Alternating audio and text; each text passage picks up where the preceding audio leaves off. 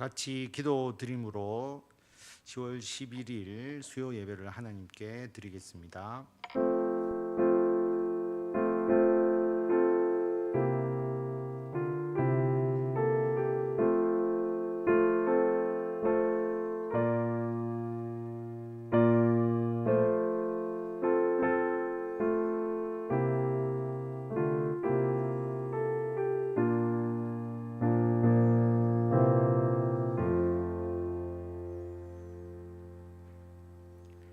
하나님의 은혜를 감사드립니다. 우리를 교회로 부르시고 하나님께 예배 드리게 하시고 우리들이 주의 사명을 어떻게 감당하며 이 땅을 살아야 하는지를 다시 한번 하나님의 말씀으로 우리들의 심령을 일깨우도록 인도하여 주셔서 감사를 드립니다. 늘 수요 예배를 통해서 주의 음성을 듣고 우리가 하나님께 기도하는 귀한 기도와 우리들의 바람이 주님의 뜻 안에서 아름답게 열매 맺는 놀라운 역사를 늘 일상 가운데 경험하는 우리들이 되도록 주님께서 역사하여 주시기를 간절히 빌고 원하오며 이 예배를 하나님께서 기뻐 받아 주시옵소서. 예수님의 이름으로 기도드립니다. 아멘. 찬송가 184장입니다.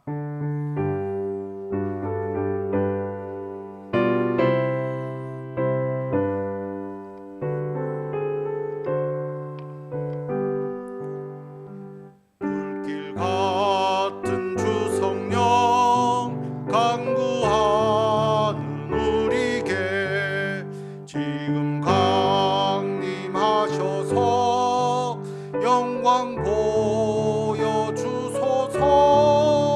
성령이여 임하사 우리 영의 소원을 만족하게 하소서. 기다리는 우리에게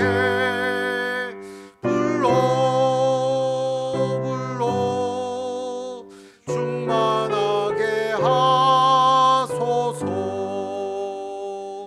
주의 제단 구리에 우리 몸과 영혼과 우리 가진 모든 것 지금 바치옵니다. 성령이여 임하사 우리 영의 소원을 만족하게 하소서. 기다리는 우리에게 불러 충만하게 하소서. 모든 것 다 바치고 비고빈 내 마음에 성령 충만하도록 주여 채워주소서. 성령이여 임하사 우리 영의 소원을 만족하게 하소서.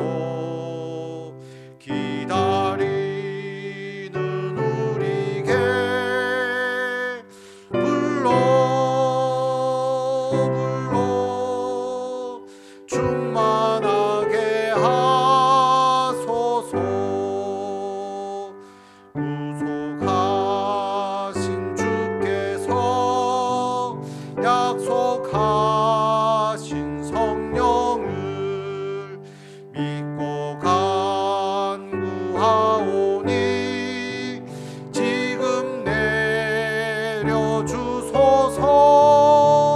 성령이여 임하사 우리 영의 소원을 만족하게 하소서.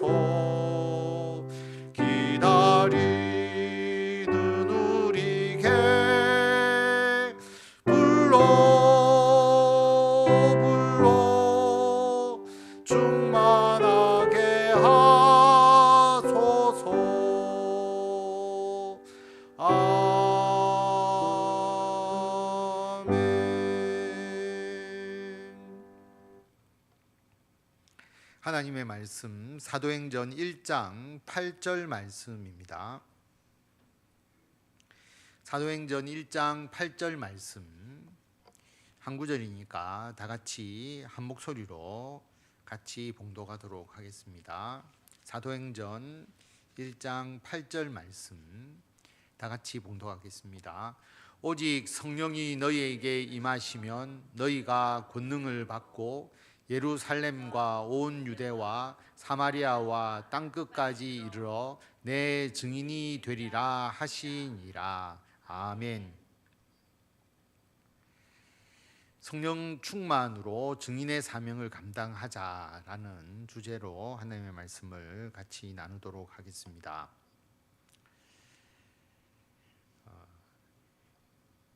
배우 이성민 씨가 주연을 한 목격자라는 영화가 있는데요. 이 영화는 아파트에서 밤늦은 시간에 살인 사건이 납니다. 아주 밤늦은 시간이니까 그 사건을 목격을 대부분 하지 못했을 것인데, 그런데 누군가 그 살인 사건의 현장을 본 사람이 있는데 그 중에 이성민 씨가, 이 주인공이 그 살인 사건을 본 거죠.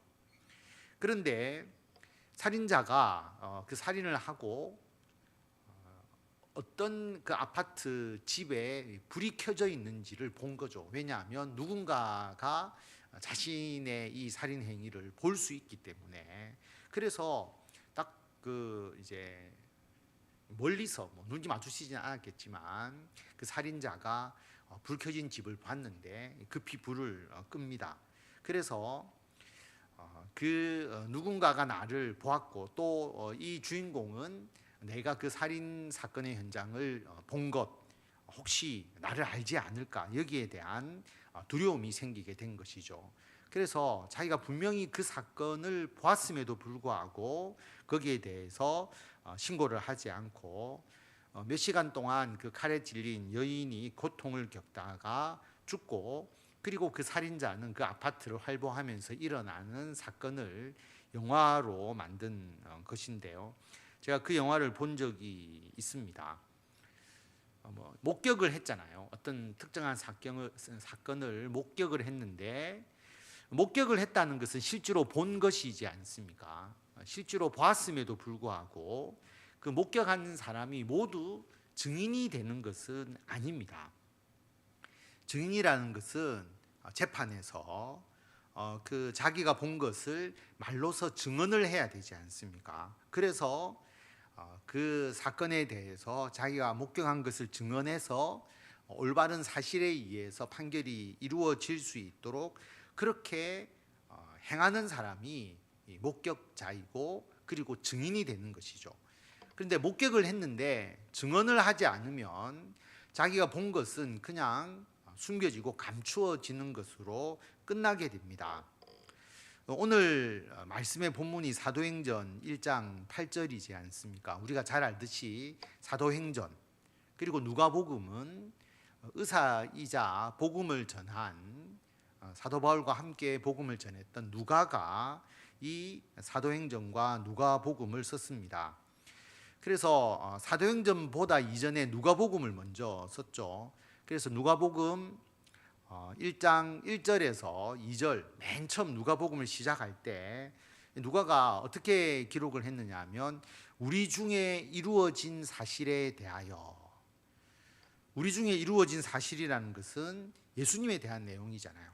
예수님께서 이 땅에 오셔서 가르치시고 고치시고 전파하시는 세 가지 3대 사역, 가르치시고 고치시고 전파하시는 사역을 행하시고, 십자가에서 죽으시고 그리고 무덤에서 부활하시고 다시 하늘로 승천하신 이 사건, 그리고 예수님의 제자들로 이루어지는 그 교회, 초대 교회의 복음의 전파 사역, 이러한 우리 중에 이루어진 사실에 대해서 처음부터 목격자, 그것을 본 사람들이죠.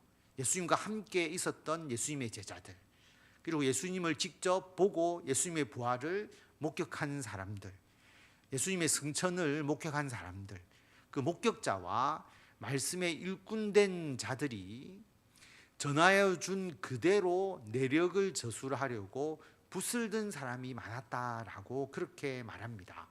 그래서 목격자가 직접 그 붓을 들고 펜을 들고 그 사실을 기록한 것도 있지만, 목격자가 증언한 내용을 듣고 또 기록한 사람들도 있는 것이죠.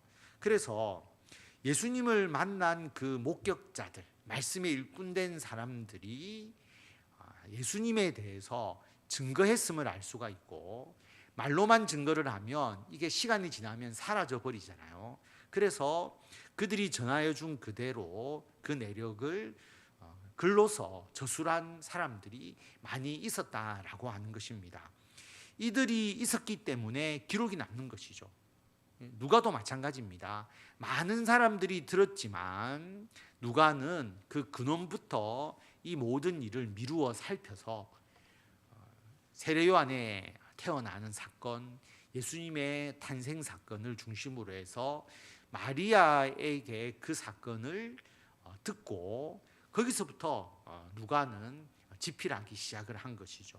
그래서 누가도 자기가 복음을 전하면서 직접적으로 목격했던, 경험했던 사건, 그리고 예수님에 대해서 자기가 목격자와 말씀에 일꾼된 자들이 전하여 준 내용을 그가 기록을 했기 때문에 이 누가복음의 기록, 그리고 사도행전의 기록이 지금 우리들에게 그 증언으로서 남아있게 된 것이죠. 기록하지 않았다면 아마 이러한 예수님에 대한 이 아주 중요한 증언들이 다 사라져 버렸을 것입니다. 사도행전에 보면 베드로와 요한이 나면서 걷지 못하는 자를 고치는 사건이 기록되어 있잖아요. 그 소문이 쫙 났겠죠. 그 당시에 나면서부터 걷지 못한 자를 베드로와 요한이 그들을 고쳤다, 그를 고쳤다라고 하는 거죠. 일어나서 걷도록 만들었다. 놀랍지 않습니까? 어떤 치료를 통해서 한 것이 아니고 나사렛 예수 그리스도의 이름으로 일어나 걸으라 라고 말했는데, 그 나면서부터 걷지 못한 자가 걸을 수 있게 되는 놀라운 기적이 일어났다라고 하는 것입니다. 그래서 이러한 그 기적들, 이것도 결국 이 사건을 기록하고 이 사건을 목격자로서 증언했기 때문에 우리의 놀라운 이 베드로와 요한의 기적으로서 우리가 알게 되고 믿게 될 수 있는 것이죠. 예수님에 대해서도 마찬가지지 않습니까? 예수님은 나사렛이라는 동네에서 자라나셨고 갈릴리에서 주로 활동을 하셨거든요. 예수님에 대한 소문이 퍼져나갔지만 소문이라는 것은 정확할 수도 있고 정확하지 않을 수도 있잖아요. 그런데 예수님이 워낙 유명하시고 놀라운 일을 행하시니까 예수의 소문이 유대 전역까지 퍼져나갔지만, 예수님과 직접 같이 활동하고 예수님에 대해서 너무나 잘 알고 있는 예수님의 제자들, 예수님이 함께한 사람들이 예수님에 대해서 증언하거나 기록하지 않았다면 예수 그리스도에 대한 올바른 증거가 남아있을 수 없게 되는 것이죠. 증언하는 것에 대해서 핍박이 없었던 것이 아닙니다. 실제로 이 초대교회 당시에 대제사장의 무리들이 그 이전에 예수님을 사형에 처했잖아요. 자기들이 사형에 처했는데 예수 그리스도가 진짜 유다의 민족의 메시아고 또 우리 인류를 구원할 하나님의 아들이라고 한다면, 그 당시에 대제사장의 무리들은 엄청난 죄를 범한 거잖아요. 자기들이 구약에서 그토록 기다려온 메시아를 자기들이 사형을 시킨 것이 돼버리기 때문에 유대교 종교 지도자들은 절대 예수 그리스도에 대하여 인정할 수가 없게 되는 것이죠. 그런데 자기들이 예수 그리스도를 십자가형에 처하고 제자들이 뿔뿔이 다 흩어졌는데, 그 제자들이 어느 순간 다시 예루살렘에 나타나서 예수 그리스도가 메시아이시고 하나님의 아들이시고 우리들의 구원자이시다라고 하는 것을 증거하는 것이죠. 근데 이들이 말로만 증거하면 뭐 그러려니 하는데 베드로와 요한이 나면서부터 걷지 못하던 그 환자를 이렇게 세워서 걷게 만드는 놀라운 기적까지 행하니까 그 예루살렘이 발칵 뒤집어지는 것이죠. 그래서 더 이상 예수에 대한 소문, 예수에 대한 증거가 확산되지 않도록 이 대제사장의 무리들이 체포를 하잖아요. 베드로와 요한을 체포해서 그들에게 더 이상 예수 그리스도에 대해서 전하지 않도록 그렇게 협박을 가합니다. 이것이 민간에 더 퍼지지 못하게 그들을 위협합니다. 종교 지도자들이. 이후에는 예수님의 이름으로 아무에게도 말하게 하지 마라. 그렇게 베드로와 요한을 불러다가 공회에 세워놓고 협박하는 것이죠. 그들을 불러 경고하여서 도무지 예수의 이름으로 말하지도 말고 가르치지도 말라. 아예 예수님에 대해서 증거하지 못하도록 그렇게 협박을 합니다. 이게 그냥 단순한 협박이 아니잖아요. 종교 지도자들이 그들이 사법적인 재판의 권한을 갖고 있기 때문에 빌라도 총독에게 같이 이제 명령을 같이 협조를 부탁해서 고발해서 사형에 처하도록 할 수 있었던 사람들이잖아요. 그래서 산헤드린 공의회가 사형의 권한은 없지만 모든 종교적인 재판의 그 사법권을 가지고 있었기 때문에 이들이 이렇게 경고하는 게 그냥 단순한 협박이 아니라 실제로 유대 공동체에서 완전히 배제시킬 수 있는 사법적 권한을 가지고 이야기를 하는 것이거든요. 요즘으로 말하면 재판을 통해서 판사가 판결한 것과 같은 법적인 구속력이 있는 것입니다. 그래서 너희들 다시는 예수의 이름으로 말하지도 말고 가르치지도 마라. 이렇게 이야기를 했는데 베드로와 요한이 이들에게 뭐라고 대답했느냐 하면 19절과 20절을 보면 하나님 앞에서 너희의 말을 듣는 것이 하나님의 말씀을 듣는 것보다 옳은가 판단하라. 우리가 너희의 말을 듣는 게 옳으냐 하나님의 말씀을 듣는 게 옳으냐. 우리는 보고 들은 것을 말하지 아니할 수 없다. 우리는 목격자라고 하는 거죠. 우리가 직접 보았고 우리가 직접 들었다. 그러므로 우리는 목격자로서 증인으로서의 역할을 할 수밖에 없다는 거죠. 보고 들은 것을 우리는 말하지 아니할 수가 없다라고 그렇게 말합니다.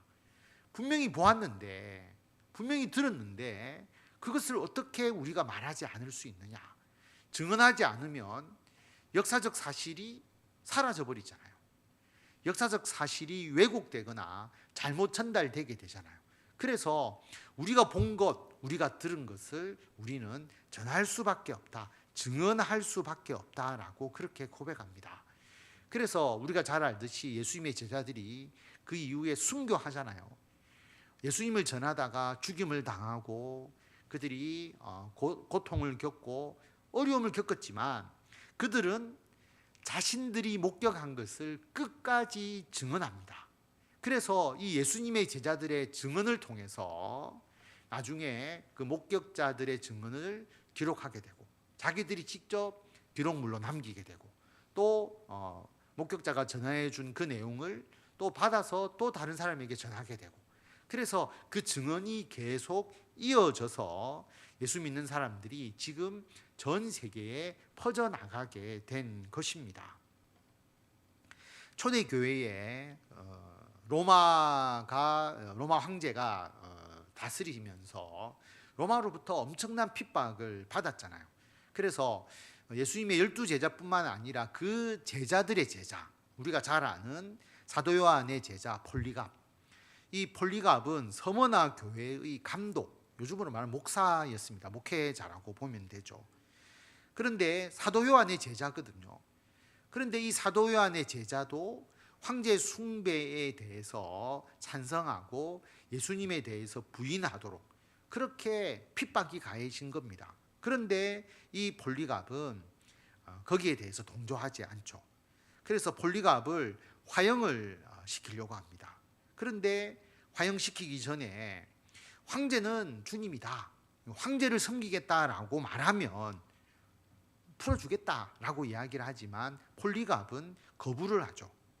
그래서 폴리갑이 화형을 당하기 전에 또 예수님을 부인하도록 그렇게 또 권유를 받았지만 그는 끝까지 이야기를 합니다. 나는 86이 될 때까지 예수 그리스도를 섬겼고 예수님께서 나에게 어떤 잘못된 행동을 하지 않았는데 내가 어떻게 나를 구원하신 그 왕이신 예수님을 모독할 수 있겠습니까? 라고 그렇게 말하는 것이죠. 다른 말로 말하면 내가 목격자인데 내가 목격하고 내가 보고 듣고 경험한 것을 어떻게 다르게 이야기할 수 있겠느냐라는 말과 같은 겁니다.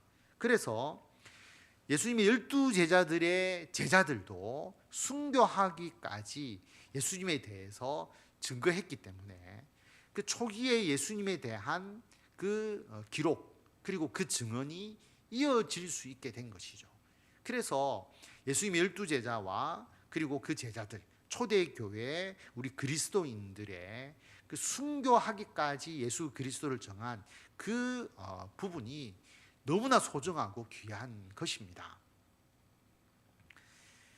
요즘은 뭐 신고 이런 게 별로 없잖아요. 그런데 제가 어릴 때만 하더라도 하여튼 뭐 신고하라는 게 굉장히 좀 많이 있었습니다. 우리 고장에 제가 사는 곳에 뭐 군사 시설이 있는 것도 아니고 간첩이 나타나겠어요. 뭐 절대 뭐 간첩도 없고 뭐 그럴 것도 아닌데 이 초등학교 때 얼마나 뭐 간첩 신고 이런 부분들이 많았는지 여러분 아마 경험하실 분들이 많을 겁니다. 뭔가 꼭 간첩이 나타날 것 같고 어린 마음에 하도 학교에서 그런 교육을 많이 받았기 때문에 간첩을 보면 신고해야 된다는 그런 것. 그리고 그때 이제 그런 드라마도 있었지 않습니까? 간첩을 잡는 그 드라마도 있었고 그러다 보니까 사람들이 이제 항상 그런 생각을 가질 수 있도록 신고 정신이 막 좀 투철해지죠. 그래서 제가 어릴 때 배우기로는 예를 들어서 산에서 내려와서 뭐 좀 옷에 흙이 묻거나 또는 담뱃값을 몰라서 담뱃값을 모르는 사람은 이 간첩이다 뭐 이런 식으로 하도 교육을 받아서 그런 사람을 보면 혹시 간첩이 아닌가 하고 어린 마음에 생각했던 그런 그 기억이 있거든요. 그래서 신고에 대한 부분을 그 당시에 참 교육을 많이 했던 것 같습니다. 사랑과 행복의 초대 때 제가 데리고 왔던 제 후배 교수가 있는데 그 교수가 1년 동안 교환 교수를 하면서 미국에 갔어요. 미국에 갔는데 워낙 운동을 좋아하는 사람이라서 자전거도 하고 수영도 하고 마라톤도 하고 운동광이거든요. 그래서 미국에 가서도 자기가 운동을 해야 되겠다 싶어서 새벽에 미국에 있는 그 조용한 그 마을에서 조깅을 한 거예요. 조깅을 했는데 바로 경찰이 출동해가지고 무슨 일이냐.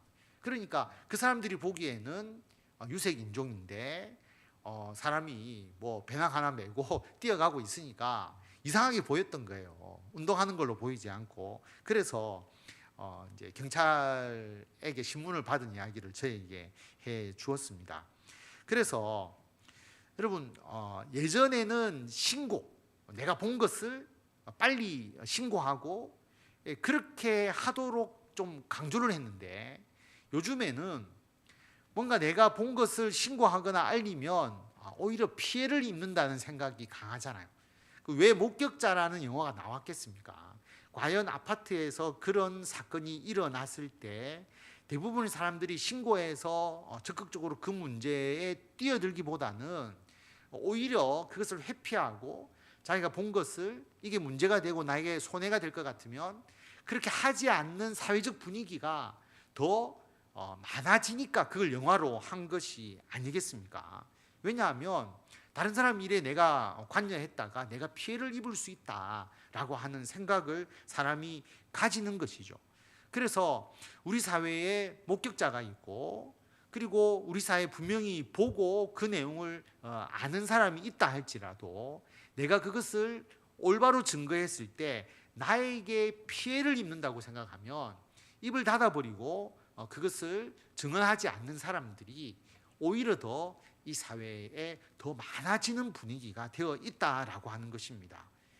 그러다 보니까 요즘은 뭔가 내가 본 것이라고 해도 주장하기가 좀 증언하기가 어려운 분위기가 되어 있죠. 여러분, 하나님께서 초대교회에만 역사를 하시고 지금은 역사하지 않겠습니까? 예수 그리스도의 복음이 초대교회에만 불같이 일어나고 지금은 그 복음의 역사가 일어나지 않겠습니까? 아닙니다. 지금도 예수 그리스도의 복음이 분명히 전파되고 주님의 역사가 일어나고 있는데 그 복음의 역사를 증언하는 힘, 그것을 알리는 힘이 오히려 더 퇴보하고 있는 것은 아닌가라는 생각을 우리가 해보는 거죠. 분명히 그런 요소가 있을 것입니다. 오히려 지금은 영상도 있고 또 스마트폰도 있고 훨씬 더 소식을 전할 수 있는 도구는 많음에도 불구하고 일어난 사건에 대해서 거짓 증언이나 잘못된 것은 유튜브나 또 SNS를 통해서 급속하게 퍼져나감에도 불구하고 정작 중요한 목격자로서, 특히 하나님이 하시는 일에 대한 목격자로서의 증언은 잘 이루어지지 않는 부분이 있다라고 하는 거죠. 왜냐하면 그 증언을 했을 때 사회적으로 나에게 임하는 여러 가지 불이익이나 또는 비난이나 또는 거기에 대한 반대적인 공격들이 있을 수 있기 때문에 그걸 피하려고 하는 부분들이 있다라고 하는 것입니다.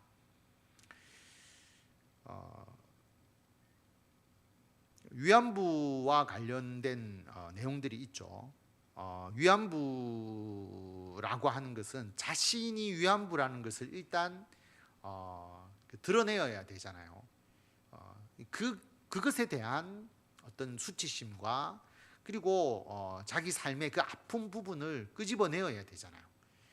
그런데 우리나라에서는 또 그러한 부분에 대해서 충분히 정보가 공유되고 우리나라 사람들은 그런 부분에 대해서 오히려 품어주고 또 우리가 다 그것을 사실로 인정을 하지만 제3자의 입장에서는 일본의 이야기가 맞는지 우리나라의 이야기가 맞는지를 사실은 판단하기가 어려운 부분이 있지 않겠습니까?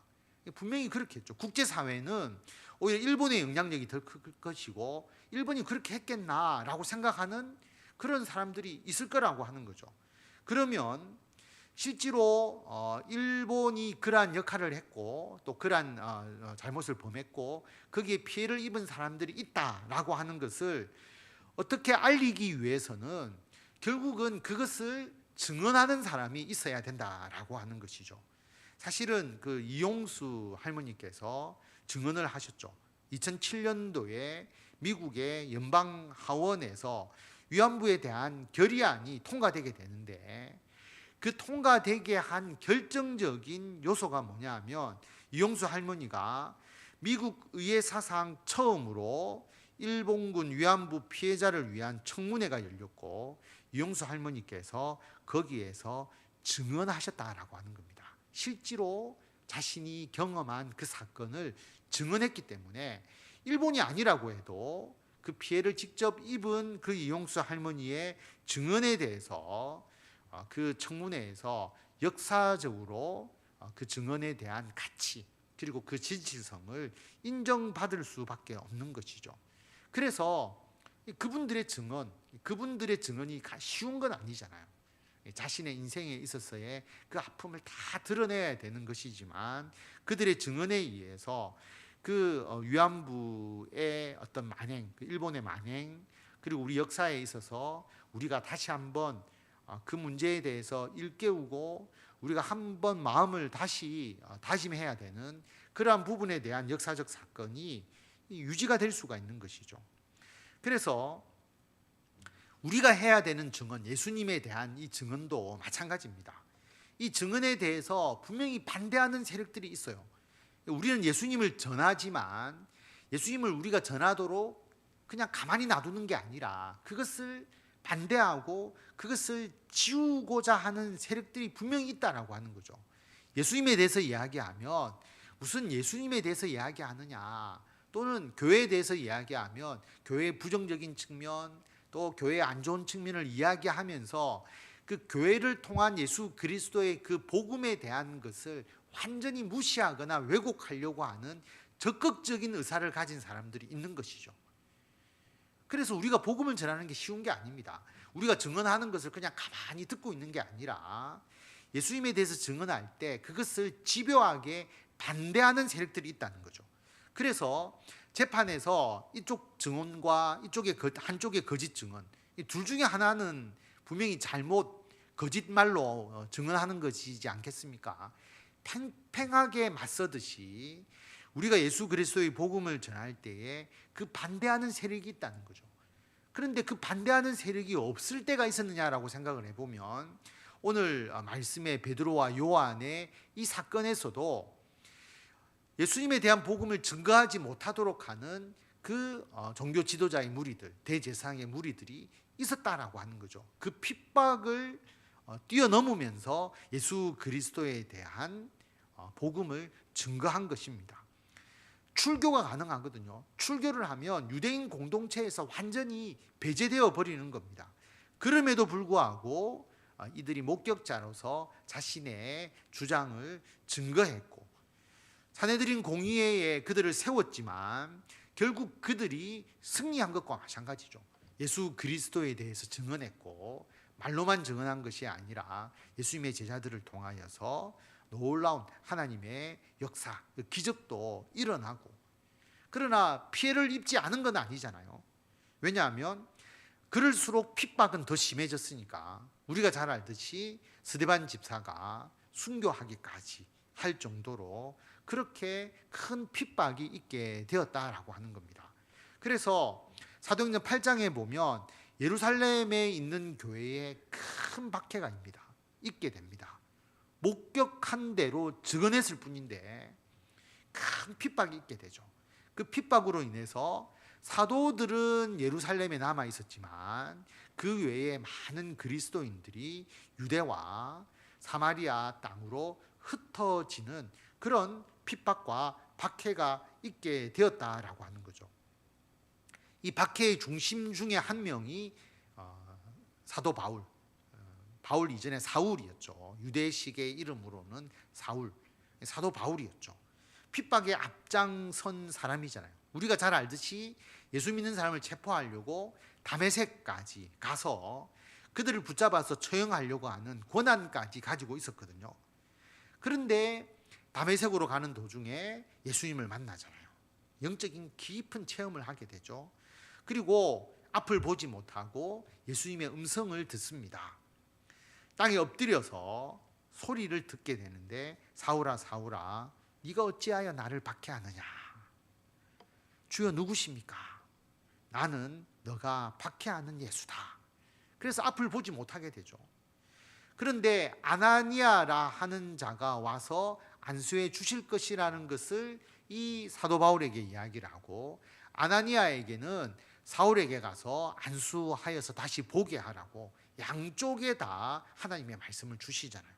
그래서 아나니아가 와서 사울에게 안수할 때에 사울은 아나니아를 기다리고 아나니아는 사울에게 가도록 하나님께서 딱 그렇게 만드셔서 안수 후에 다시 보게 되고, 다시 보고 난 이후에 세례를 받게 되잖아요. 그리고 예수 그리스도를 구주로 고백하게 됩니다. 예수님을 핍박하던 사도 바울이 자기가 예수님을 직접 경험하게 된 거죠. 그 전에 사도 바울은 예수 그리스도에 대해서 제대로 알지 못했음이 분명합니다. 예수님의 기적을 보지도 못했고, 예수님에 대해서는 유대인의 관점에서, 종교 지도자의 관점에서 들려지는 이야기만 들었죠. 그래서 예수에 대해서 잘못된 소문을 듣고 있었는데, 자기가 부활하신 예수 그리스도를 영적으로 만납니다. 너가 박해하는 예수다. 그 음성을 듣고 아나니아가 와서 자기를 안수해서 다시 보게 하는데, 그것도 우연히 이루어진 게 아니라 자기에게 아나니아가 와서 안수하여서 다시 보게 될 것이라는 것을 말씀해 주시고, 그리고 아나니아에게 그 말씀을 주셨다는 것을 다 설명을 들은 거예요. 그러니까 부인할 수가 없잖아요. 이게 우연히 일어난 일이 아니라는 것을 알게 되니까 사도 바울이 그때부터 예수 그리스도의 목격자로서 증언을 하게 됩니다. 여러분, 예수님을 핍박하는 편에 섰던 자가 전향을 한 거잖아요. 오히려 예수님을 증거하는 것으로. 그럼 그런 사람들은 우리가 잘 알듯이 타켓이 되죠. 얼마나 사도 바울에 대해서 집요하게 핍박을 했겠습니까? 왜냐하면 처음부터 예수님을 믿던 예수님의 제자들이나 예수님과 함께 있던 무리가 아니잖아요. 자기들 편에서 스데반 집사를 죽이기까지 했던 자기들 편이었던 자가 진짜 예수님을 만나고 예수님에 대해서 그가 체험을 하고 자기가 예수님이 살아계신 하나님의 아들이시고 예수님이 우리의 구주라는 것을, 예수님이 메시아라는 것을 그 사람이 증거하게 되니까 그 파급 효과가 엄청나게 커지게 되는 것이죠. 그래서 집요하게 핍박이 있게 됩니다. 여러분, 요즘 우리 사회에서도 보면 그런 게 있잖아요. 내부 고발을 하거나 또는 어떤 조직에 몸담고 있다가 그 조직의 문제에 대해서 이야기하는 사람에 대해서는 거의 사회적으로 매장시킬 정도로 그 조직에서 그 사람에 대해서 핍박하는 것을 볼 수가 있습니다. 그래서 아예 말을 못하게 만드는 것이죠. 사도 바울에 대해서도 분명히 그렇게 했습니다. 그런데 사도 바울이 어떻게 했느냐면 다메섹에 있는 제자들과 함께 있을 때에 즉시로 회당에서 예수가 하나님의 아들이심을 전파합니다. 즉시로 예수가 하나님의 아들이심을 전파합니다. 그리고 예수를 그리스도라고 증언하게 됩니다. 예수를 그리스도라고 증언했다라고 기록하고 있어요. 그러니까 유대인들이 얼마나 당황했겠습니까? 자기가 핍박했던 사람이 예수가 그리스도다라고 증언을 하게 되니까. 그러니까 이 사도 바울의 회심이 시점으로 보면 교회가 핍박을 받고 너무나 핍박이 강해서 사도들을 제외하고는 다 예루살렘에서 그리스도인들이 떠나서 굉장히 위기에 빠져 있을 때에 이 사도 바울이라는 사람, 어떻게 보면 예수님을 핍박하던 핵심적 그룹에서 핵심적 요소를 감당했던 그 엘리트가 예수 그리스도를 믿고 예수 그리스도를 증언하게 되니까 유대인들이 당혹하게 되는 거죠. 사도들이 이야기했던 것을 더욱더 확고하게 인정해주는 경우가 되니까 여러분, 이제 그러한 역사가 복음의 큰 힘과 능력이 된 것입니다. 사도 바울이 증언하지 않았다면, 사도 바울이 그 역할을 하지 않았다면 어떻게 됐을까라고 생각해 보면 그 예수님의 제자들은 원래 예수님을 증거하던 자들이잖아요. 저들은 저렇게 하지. 저들은 원래 그런 사람들이지 않아. 그렇게 이야기하면서 무시할 수 있는데 사도 바울이 회심하면서 예수 그리스도를 전함으로써 새로운 복음 전파, 그 증언에 큰 힘이 되었음을 알 수가 있습니다. 그래서 예전에 보면 부흥 강사님들 또 어떤 간증 이런 거 보면 지금은 그런 게 별로 없잖아요. 그런데 예전에 보면 부흥 강사 하시던 분들이 어떤 분은 깡패로서 악을 행하다가 예수님을 만나서 완전히 변화되신 분들, 그런 분들은 굉장히 호기심이 생기잖아요. 사회적으로 악을 행하던 자인데 갑자기 돌변해서 예수 그리스도를 증거하는 자로 그렇게 복음을 전하니까 놀랍죠. 또 어떤 사람은 무당으로서 구슬하고 무당짓을 하고 있었는데 예수님을 만나가지고 회심해서 예수 그리스도를 전하게 되는 것, 이것도 놀랍잖아요. 그래서 예전의 간증이나 예전의 어떤 부흥 집회 같은 것을 보면 그런 분들에 대한 그런 분들이 강사로서 복음을 전하는 경우가 굉장히 많았어요. 그런 게 효과가 있다고 하면 좀 이상하지만 사람들에게 굉장히 파급 효과가 컸던 거죠. 무당이 예수 믿고 예수님을 전한다. 스님이었는데 예수님이 되었다. 뭐 예수님을 믿는 자가 되었다, 목사가 되었다, 뭐 이런 게 이제 이슈가 되었죠. 근데 사실 그게 그 당시에는 효과가 있지만 지금의 시점에서는 누가 뭐 회심을 해서 그 사람의 개인적인 어떤 신앙의 경험을 통해서 복음을 전하는 시기가 아니라 지금은 지식적으로도 굉장히 성숙돼 있고 하다 보니까 지금은 그런 식의 방법이라기보다는 복음의 순수성, 복음의 핵심을 세계적으로 증거하는 것이 더 중요해졌지만 예전에는 그게 굉장히 효과가 있었죠. 사람들이 신기해서 막 오고 그것을 통해서 그분들의 말씀을 통해서 다시 회심하는 역사들이 그 당시에 많이 일어났습니다.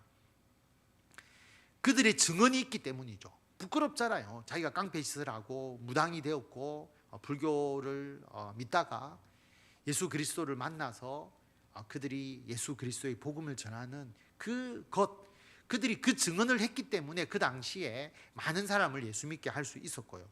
뿐만 아니라 우리가 잘 아는 주기철 목사님, 손양원 목사님, 사랑의 원자탄 손양원 목사님, 신사참배를 반대하다가 순교하신 주기철 목사님, 여러분 그 사건이 세상에 알려지지 않고 묻혀졌을 수도 있을 것입니다.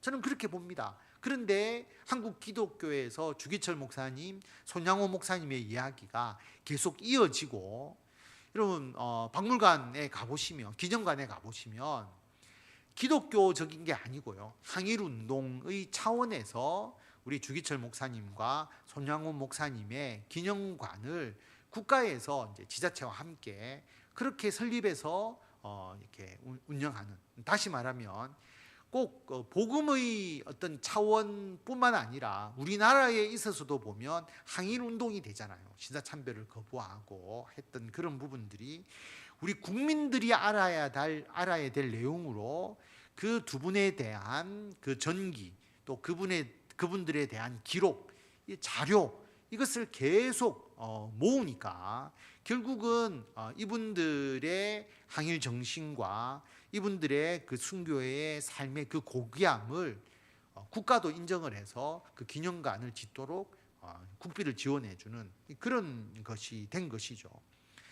증인이 있고 그리고 이들의 증언이 있는 겁니다. 여러분 기념관 가보시면 그때 함께 있던 분들이 주기철 목사님에 대해서 그리고 손영호 목사님에 대해서 증언하는 것을 이제 영상으로 촬영해서 보여주는 것이 있습니다.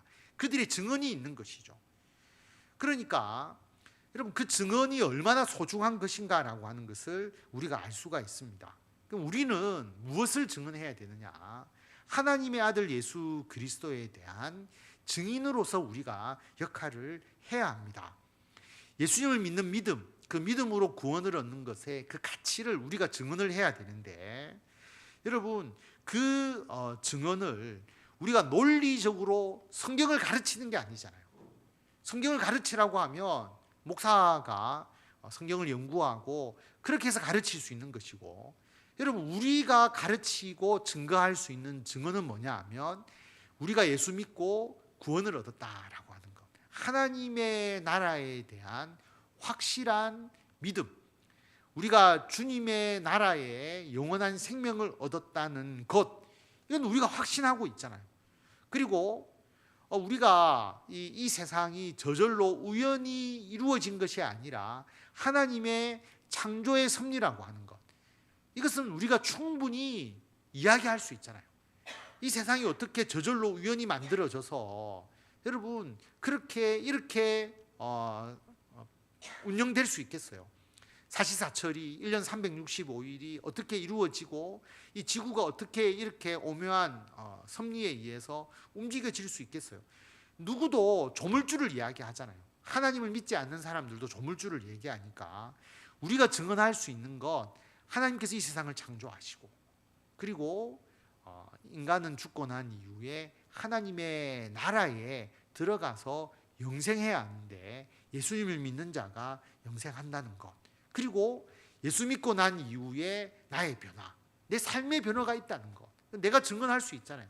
예수 믿고 난 이후에 나의 변화, 예수 믿고 난 뒤에 내가 누리는 마음의 평안과 기쁨, 예수님께서 나와 함께 하심으로 나를 통해서 이루어 주신 역사, 내가 예수님을 믿지 않았으면 이렇게 살지 않았을 것인데 예수님을 믿고 나니까 내가 이렇게 변화되고 내 삶에 이러한 역사가 일어났다라고 하는 것은 내가 경험한 것이니까 충분히 증언할 수 있잖아요.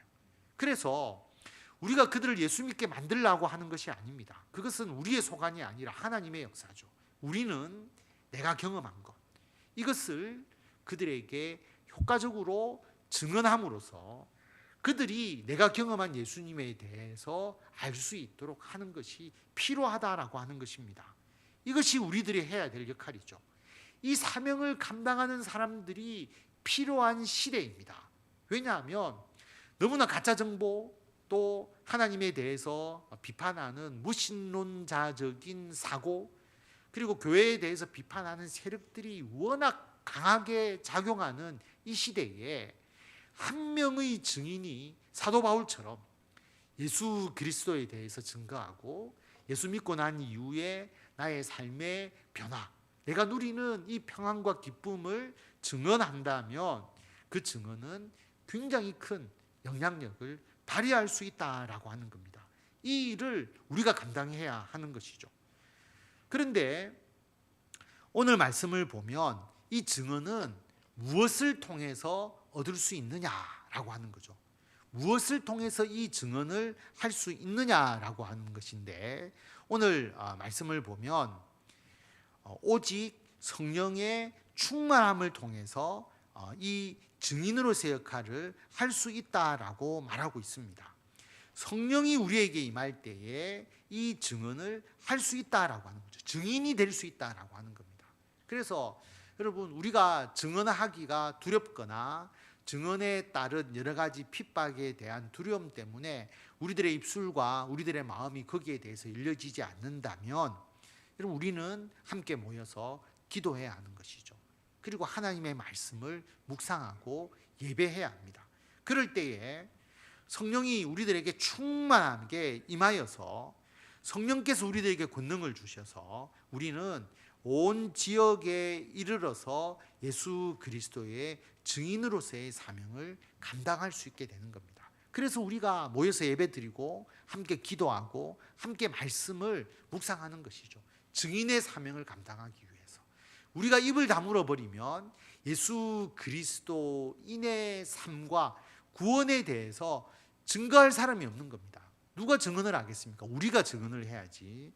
그래서 오늘 말씀처럼 예수 그리스도에 대한 증인으로서 우리가 주의 복음, 주의 구원, 그리고 그리스도인들이 누리는 평강과 그 귀한 삶의 가치를 많은 사람들에게 증언하시고 그 증언을 통해서 하나님의 나라를 확장하는 귀한 사명을 감당하시는 성도 여러분들이 다 되시기를 바랍니다.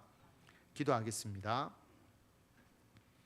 하나님, 은혜를 감사드립니다. 주님, 우리들에게 증인으로서의 사명을 주셨습니다. 성령 충만케 하시고 권능을 주셔서 우리들이 경험한 이 놀라운 은혜, 예수 믿고 구원 얻은 이 복음과 예수님을 믿고 살아가는 우리들의 삶의 평강과 그리고 하나님께서 나와 함께 하셔서 이루어 가시는 이 모든 하나님의 역사를 증언할 수 있도록 주님께서 우리들에게 생생하게 체험하게 하시고 생생하게 그 주님의 능력을 우리들의 삶을 통해서 경험하게 하셨습니다. 아버지 하나님, 우리들이 목격하고 경험한 것을 증거하지 않으면 아무도 그 사건을 알 수가 없습니다. 하나님의 역사가 오히려 사장되고 묻혀질 뿐입니다.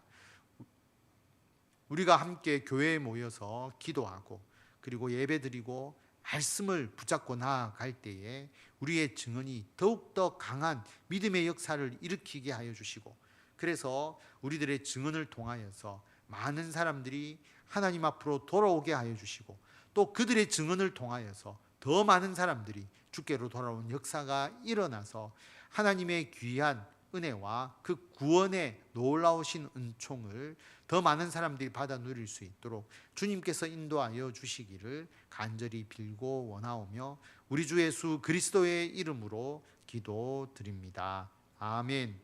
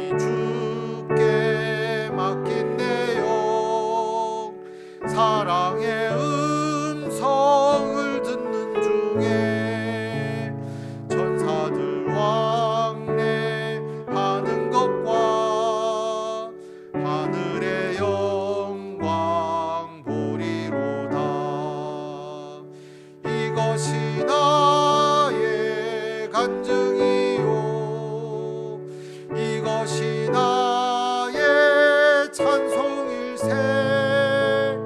나 사는 동안 끊임없이 구주를 찬송하리로다. 주 안에 기쁨 누림으로 마음의 풍랑이 잔잔하니 세상과 나는 간 곳 없고 구속한 주만 보이도다. 이것이 나의 간증이요 이것이 나의 찬송일세. 나 사는 동안 끊임없이 구주를 찬송하리로다.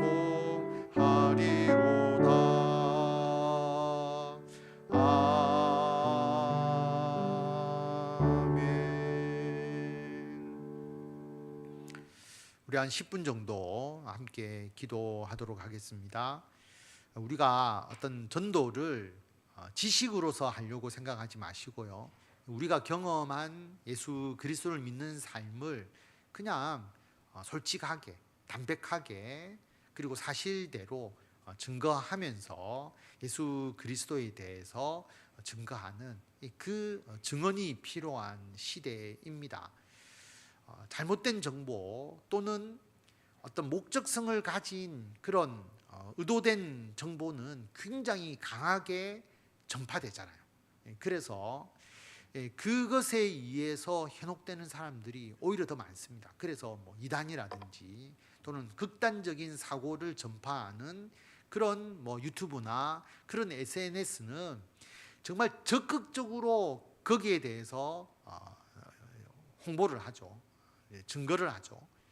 그런데 그게 전부 다 자기의 이익을 위한 것이거나 또는 자기의 그 단체의 이익을 위해서 많은 사람들을 일단 소모품으로 이용하는 것입니다.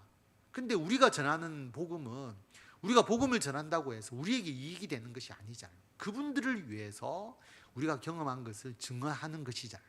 힘이 약한 거죠. 돈을 목적으로 하거나 자기의 단체들의 권위를 위해서 어떤 자기들의 그 이익을 위해서 강하게 전파하는 것은 여러분 광고처럼 철저하게 홍보하거든요. 그런데 우리는 그게 아니잖아요. 우리가 뭐 교회를 광고하겠어요. 그리고 우리가 예수님을 어떤 광고처럼 우리가 알릴 수 있겠습니까? 그런 게 아니거든요. 그들을 위해서 우리는 전도하는 거잖아요. 우리는 다 구원을 받았기 때문에. 그래서 우리들의 증언이 상대적으로 약할 수 있다.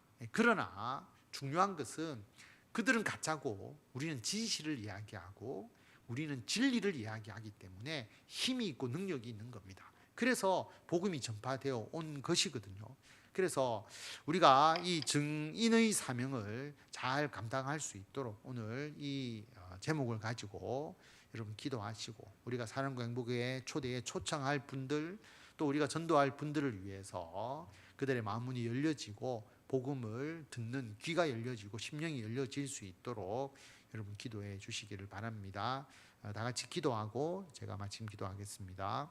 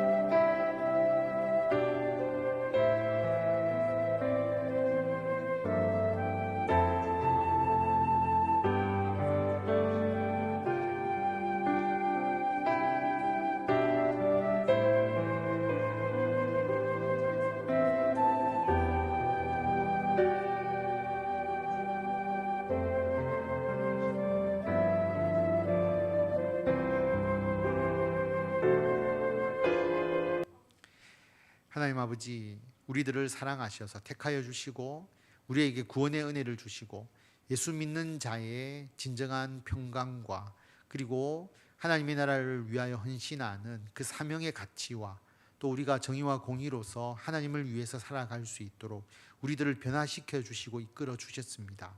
하나님과 함께하는 삶이 이런 것임을 우리들이 전도하고자 하는 자에게 증언하게 될 때에 하나님께서 우리들의 입술을 주장하시고 우리들의 마음을 주장하시고 성령 충만함을 주시고 권능을 주셔서 담대하게 지혜롭게 우리들의 삶을 잘 증거하게 하시고 그들의 마음문이 열려져서 그들도 예수 그리스도를 영접하고 우리가 누리는 이 구원의 은혜와 이 땅에서의 복된 삶을 그들도 함께 누릴 수 있도록 주님께서 인도하여 주시옵소서. 우리들의 증언이 더욱더 힘이 있도록 하나님 우리들에게 더 큰 복 내려주시고 우리들이 기도하고 바라는 모든 일들이 주님 안에서 더 형통하게 이루어지게 하여 주시고 우리가 연약하고 보잘것없음에도 불구하고 하나님께서 우리들을 사용하시면서 우리들에게 베풀어 주신 그 은혜에 대해서 우리가 더 깊이 감사하며 그것을 증언해 나갈 수 있도록 아버지께서 인도하여 주시옵소서.